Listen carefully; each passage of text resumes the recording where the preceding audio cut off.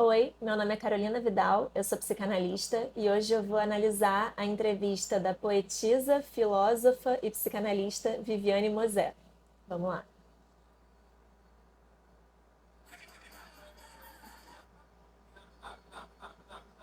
Provocações outra vez. 11 anos idolatrando a dúvida provocadora para falar dos males da alma e do mundo. Ela é Viviane Mosé, tese sua de doutorado. Nietzsche é a grande política da linguagem. Era uma premonição nietzschiana da televisão. Eu acho que o Nietzsche ele trouxe uma possibilidade de analisar o que a gente vive hoje de maneira muito clara, como eu pelo menos acredito. Nós sairíamos do corpo e das sensações e buscaríamos a felicidade no nada. Inclusive a felicidade é uma ideia de nada, porque se a gente imagina a felicidade, você imagina a paralisação, né? O não sofrer, o não. É quase como se a felicidade fosse um lago parado. Felicidade como um nada, como um lago parado, achei isso muito bom.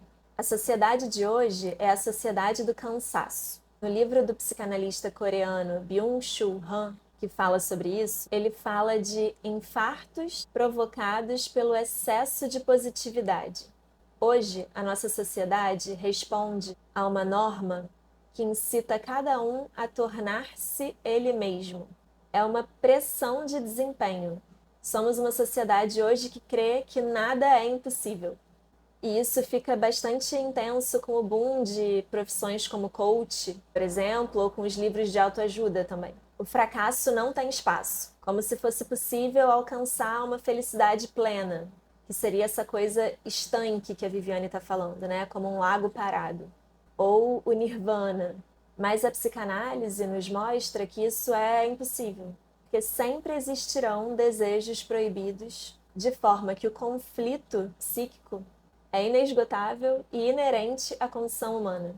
Seu público na Globo já tinha ouvido falar em filosofia? Não, não tinha. Eu encontrei muitas pessoas na rua e tive um retorno maravilhoso quando alguém me dizia: olha, eu adoro seu programa, eu não entendo, mas eu adoro. Eu dizia: mas como? E a pessoa me respondia: porque eu tenho vontade de entender. O que você diz me dá vontade de estudar, me provoca, né? Não entendo, mas adoro. Fala de um entendimento que está para além do intelectual, está mais para o corpo. Na verdade, eu não faço essa divisão corpo versus mente, psiquismo, mas eu acho que vale separar aqui só para ficar mais clara a explicação e aí depois desconstruir isso. Tem um filósofo moçambicano chamado José Gil, que eu considero um dos melhores da atualidade, que fala sobre o conceito de consciência do corpo, que eu acho que tem tudo a ver com essa coisa de não entendo, mas adoro. A consciência do corpo fala exatamente dessa fusão de uma osmose da consciência, que seria uma coisa mais do intelecto, né? Enfim, do psiquismo, com o corpo, de forma que o corpo se transformaria numa espécie de órgão de captação das mais finas vibrações do mundo. Teoricamente, o órgão de captação do mundo externo seria um órgão que a gente associa mais, pelo menos, como estando mais próximo do intelecto, da mente, né, que é o cérebro. Mas aqui ele fala de um corpo inteiro se transformando nesse grande órgão sensível.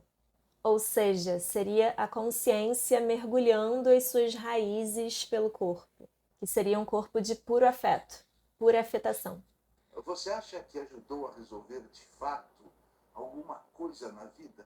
A única coisa que eu gostaria de fazer na minha vida era provocar que as pessoas crescessem nas suas vidas. Quero dizer, eu acho que o saber só tem valor para a vida, para mais nada. Eu brinco nas minhas aulas de dizer, não adianta você estudar para dizer num bar, porque o Platão na página, porque o erudito já não tem nenhum valor. Me parece que ela foi muito bem sucedida em provocar que as pessoas crescessem na vida. Porque essa fala mesmo que a gente acabou de falar, não entendo, mas adoro, é disso que se trata. Crescer na vida não significa entender intelectualmente das coisas. Então, uma pessoa que consegue dizer que não entendeu, mas adorou, Para mim, essa é a representação de uma pessoa que cresceu na vida. E no caso, através das provocações dela, da Viviane. Eu penso que todos nós temos potenciais dentro da gente que podem ser estimulados, provocados ou não. E isso me leva a pensar também a respeito de uma ideia do senso comum de que só é possível a evolução, o crescimento, a transformação após uma derrota. Como se essa transformação não pudesse ser possível também através do bem-estar. Parece que o mal-estar hoje é o único ponto de partida para uma busca de transformação subjetiva, que é o caso das pessoas, a grande maioria das pessoas, que vai buscar uma análise só quando tá mal. Porque não pode estar mal, né? Como a gente falou. Tem que estar bem. Então, se tá mal, tem alguma coisa errada e eu vou tentar consertar isso, buscando uma análise. É claro que a psicanálise vai acolher isso. A gente acolhe pessoas que chegam através do sofrimento, claro. E até, principalmente, eu diria. Mas eu, particularmente, fico muito estimulada quando chega alguém ali sem um sofrimento aparente. Sem um sofrimento como queixa principal, pelo menos. Ou seja, a gente vai poder escutar também o bem-estar, que na verdade é do cotidiano, também enquanto meio de transformação e de expansão subjetiva. Quem que é o erudito? Antigamente era quem sabia muitas coisas na memória, né? Hoje a gente tem o pendrive, não precisa mais o erudito. Então nós não precisamos mais guardar dados e ficar mostrando. O erudito não tem valor. Outro dia, conversando com um analisando meu sobre o relacionamento amoroso dele, ele disse que a namorada perguntou por que ele ainda queria estar junto. É uma pergunta que pode ser difícil, até porque não necessariamente se sabe intelectualmente.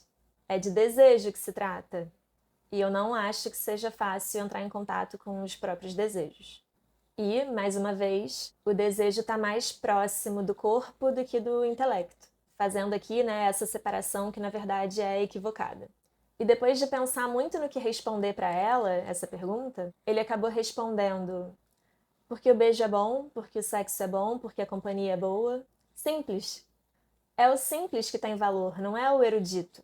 O simples aproxima, o erudito afasta, segrega. Nesse fragmento que eu contei, não tem nada mais a ser explicado, ou nenhuma necessidade de fuçar, de catar alguma coisa mais profunda. A resposta é essa que ele deu. Em que situações você admite mentir? Eu, uma vez, numa entrevista, eu disse que eu não sabia a diferença entre mentira e verdade. Eu falei isso uma vez, mas como é uma frase superficial, caíram de pau em cima de mim, como se eu estivesse ludibriando. Mas não é. É que, às vezes, eu falo a maior verdade para mim e eu estou mentindo, mas eu não sei que estou mentindo. O que eu digo que é difícil saber é que, às vezes, você parte de um ponto que você acredita, mas aquele ponto, você está mentindo para você mesmo. Porque eu acho que nós somos mais de um. Então, às vezes, uma Viviane está falando a verdade, mas tem outra que está aqui burlando e eu não estou sabendo. Tem outras. Outras.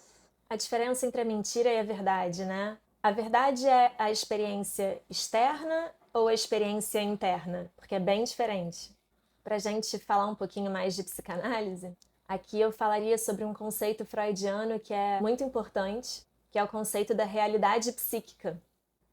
Por saber que nós não vivemos na realidade objetiva, mas sim numa outra realidade, que Freud chamou de psíquica, a psicanálise trabalha de uma outra forma. O fato da nossa realidade ser fundamentalmente psíquica significa que ela é estruturada por fantasias, e, mais especificamente, por uma fantasia fundamental, conceito inventado por Lacan. O objetivo da psicanálise não é eliminar essa fantasia com a suposta justificativa de fazer o sujeito encarar a realidade. Não! Se a fantasia fosse destruída, o analisando cairia justamente naquilo que está para além da nossa realidade, o real, outro conceito lacaniano, que é uma dimensão com a qual a gente não pode lidar diretamente.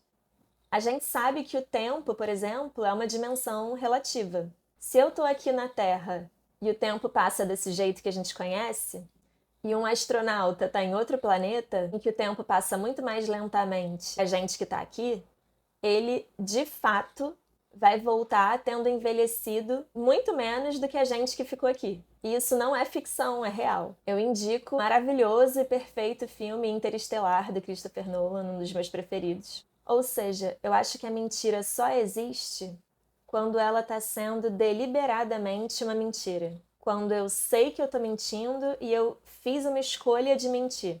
Quem causou o pior mal ao mundo foi o pensamento socrático, platônico, aristotélico, que colocou na nossa linguagem ocidental uma estrutura que é sujeito, verbo, predicado, onde tem sempre um sujeito que causa alguma coisa. Então, nós quando falamos, procuramos um culpado. Nós quando falamos, excluímos alguma coisa ou alguém.